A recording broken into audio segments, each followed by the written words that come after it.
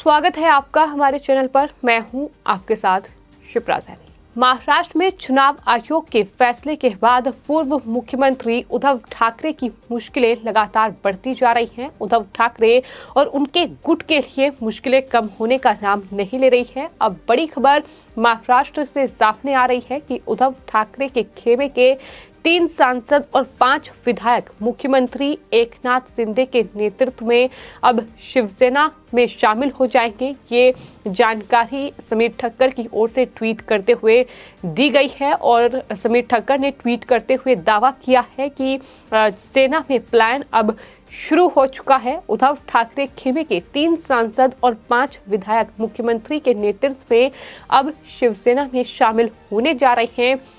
ये कहीं ना कहीं शुरुआती प्लान का दौर है जो शुरू हो चुका है, चूंकि चुनाव आयोग ने महाराष्ट्र में बड़ा फैसला सुनाते हुए एकनाथ शिंदे के हक में फैसला सुनाया है। कह सकते हैं एकनाथ शिंदे अब शिवसेना की पहचान जो है वो एकनाथ शिंदे होंगे और साथ ही चुनाव चिन्ह जो था शिवसेना का धनुष और बाण वो भी एकनाथ शिंदे को मिल चुका है। तो एक तरीके से शिवसेना पर अब एकनाथ शिंदे का कब्जा होगा। उद्धव ठाकरे जो अब तक दावा कर रहे थे उन्हें बड़ा झटका लगा है। जाहिर तौर पर अब जिस तरीके से चुनाव आयोग ने ये फैसला सुनाया है, शिवसेना अब एकनाथ शिंदे की होगी ना कि उद्धव ठाकरे की। उसके बाद अब ये बड़ी खबर सामने आई है कि 3 सांसद और 5 विधायक जो है वो मुख्यमंत्री एकनाथ शिंदे के नेतृत्व में शिवसेना में शामिल होंगे। लेकिन वहीं जो बाकी सांसद हैं, विधायक हैं, चाहे फिर वो उद्धव ठाकरे के बेटे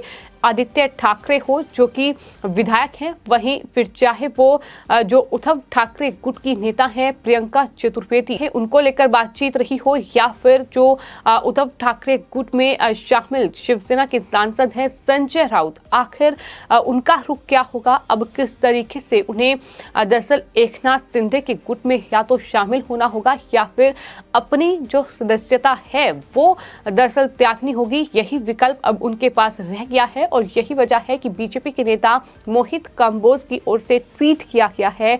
मोहित कंबोज ने ट्वीट करते हुए आदित्य ठाकरे पर निशाना साधा है और लिखा है कि टेक्निकल रूप से विधायक के रूप में आदित्य ठाकरे को अभी से एकनाथ शिंदे के आदेश का पालन करना होगा।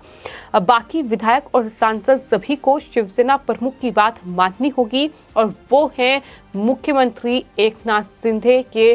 ट्वीट करके उन्होंने उद्धव ठाकरे और उनके गुट पर बड़ा हमला बोला है। उन तमाम विधायकों और सांसदों पर उन्होंने हमला बोला है जो कि फिलहाल उद्धव ठाकरे के साथ है, क्योंकि फिलहाल शिवसेना जो है उस पर अब एकनाथ शिंदे का कब्जा हो चुका है। अब जो शिवसेना के विधायक हैं वो तकनीकी रूप से अब एकनाथ शिंदे की बात ही मानेंगे। वो एकनाथ शिंदे के साथ शामिल होंगे या फिर अपनी जो सदस्यता है, फिर चाहे वो विधानसभा की हो फिर चाहे वो लोकसभा की हो, उसे त्यागना होगा। वहीं समीर ठक्कर की ओर से ट्वीट किया गया है, लिखा गया है कि उद्धव खेमे के और विधायक और सांसद मूल रूप से शिवसेना में शामिल होने जा रहे हैं और एकनाथ शिंदे के नेतृत्व में वो शिवसेना में शामिल होंगे। उन्होंने उद्धव ठाकरे पर हमला बोला है और लिखा है कि अब उद्धव गुट में सिर्फ और सिर्फ बेटा और बाप ही बचेंगे। इस तरीके से उन्होंने बड़ा हमला उद्धव ठाकरे पर बोला है। तो लगातार जो प्रतिक्रियाएं हैं चुनाव आयोग के इस फैसले के बाद वो सामने आ रही है। यहाँ एक तरफ मुख्यमंत्री एकनाथ शिंदे और उनके तमाम जो सहयोगी हैं वो दरअसल इसे लोकतंत्र की जीत करार दे रहे हैं इस फैसले को, तो वहीं जो उद्धव ठाकरे और उनके गुट के नेता हैं वो दरअसल इसे लोकतंत्र की हत्या बता रहे हैं। इन सब के बीच अब उद्धव ठाकरे गुट की नेता और प्रवक्ता प्रियंका चतुर्वेदी का बयान भी सामने आया है। प्रियंका चतुर्वेदी ने इस पूरे फैसले को लेकर चुनाव आयोग पर ही हमला बोला है। उन्होंने कहा है कि चुनाव आयोग जैसी स्वतंत्र एजेंसियों को देखना आश्चर्यजनक है जो लोकतंत्र और कानून की रक्षा के लिए स्थापित की गई हैं, जो इतना नीचे गिर रही हैं और उन लोगों का पक्ष ले रही हैं जिन्होंने एक राजनीतिक दल को धोखा दिया है। I don't see it as a major setback. I see it as another reason for us to keep fighting for constitutional morality and democratic principles of this country. Today it has happened to Shiv Sena, tomorrow it could happen to any other political party. Today it has happened in Maharashtra, tomorrow it could happen in any other state. But one thing is very clear. Today, Election Commission doesn't stand for Election Commission of India. It stands for entirely compromised institution of India. And that is saddening. This is what we wish to expose. That today, ED, IT, CBI and now Election Commission have become a part of the toolkit of the Bharatiya Janata Party to try and undermine constitutional morality and democratic principles. We are going to fight this out and we are going to take it to its logical conclusion.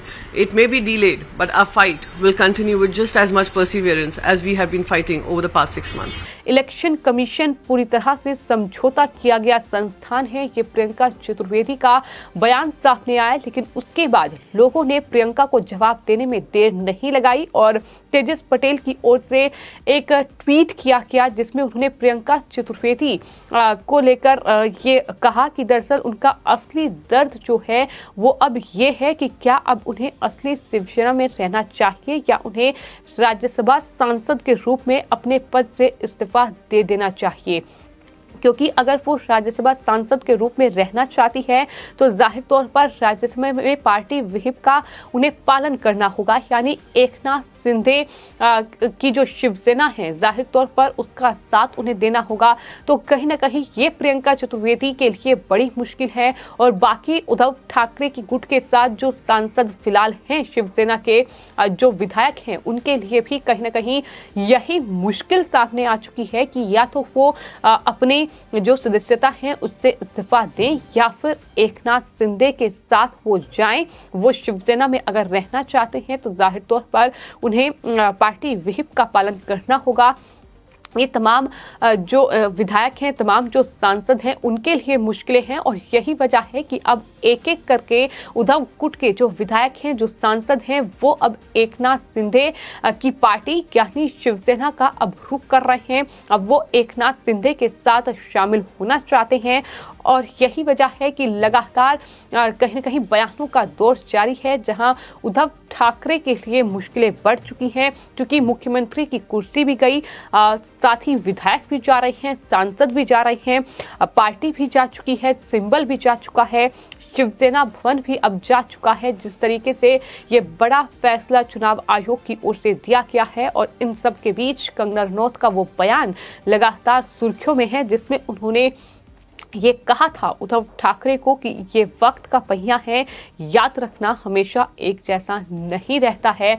और कहीं ना कहीं आज उद्धव ठाकरे के लिए मुश्किलें कई गुना बढ़ चुकी हैं क्योंकि उन्हें एक नई पार्टी का नाम मिलेगा, एक नया सिंबल मिलेगा और अब उसी को ही लेकर उद्धव ठाकरे को आगे बढ़ना होगा, अपने राजनीतिक सफर की शुरुआत करनी होगी।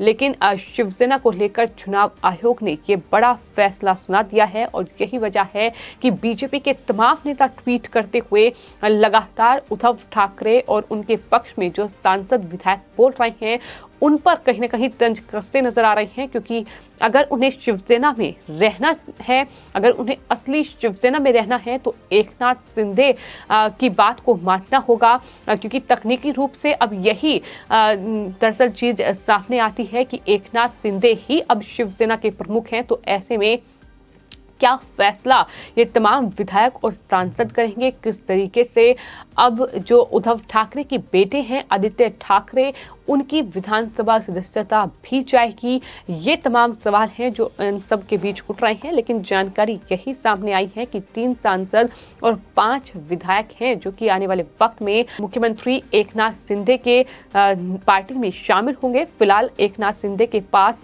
पार्टी के 55 विधायकों में से 40 विधायकों और 8 लोकसभा सांसदों में से 13 का समर्थन हासिल है और यही वजह है कि चुनाव आयोग की ओर से जो फैसला है वो मुख्यमंत्री एकनाथ शिंदे के पक्ष में लिया गया है। उन्हें शिवसेना पार्टी और साथ ही पार्टी का सिंबल सौंपा गया है। अब वही शिवसेना के प्रमुख होंगे। उद्धव ठाकरे से अब विरासत कहीं ना कहीं छिन चुकी है और यही वजह है कि इस तरीके से महाराष्ट्र में ये पूरा रस्साकसी का माहौल देखने को मिल रहा है। लेकिन वहीं उद्धव ठाकरे ने एक बैठक भी बुलाई जिसमें उन्होंने अपने कार्यकर्ताओं को संबोधित किया, अपने नेताओं के साथ बैठक की और ये तय किया कि पार्टी कार्यकर्ता घर घर जाएंगे और लोगों को ये बताएंगे कि उनका चुनाव चिन्ह चोरी हुआ है। यानी जो फैसला चुनाव आयोग की ओर से लिया गया है उस पर उद्धव ठाकरे उनके गुट का ये कहना है कि उनका चुनाव चिन्ह जो है वो चोरी किया गया है। इस तरीके से वो अपने कहीं ना कहीं भविष्य में जो राजनीतिक कदम होगा उनका उसकी तैयारी कर रहे हैं। तो इसका क्या नतीजा उन्हें मिलेगा ये आने वाले वक्त में देखना होगा, लेकिन फिलहाल उद्धव ठाकरे के लिए मुश्किलें कम होने का नाम नहीं ले रही है। आपकी इस पूरे मामले पर क्या राय है हमें कमेंट बॉक्स में जरूर लिखें और चैनल को सब्सक्राइब करें। धन्यवाद।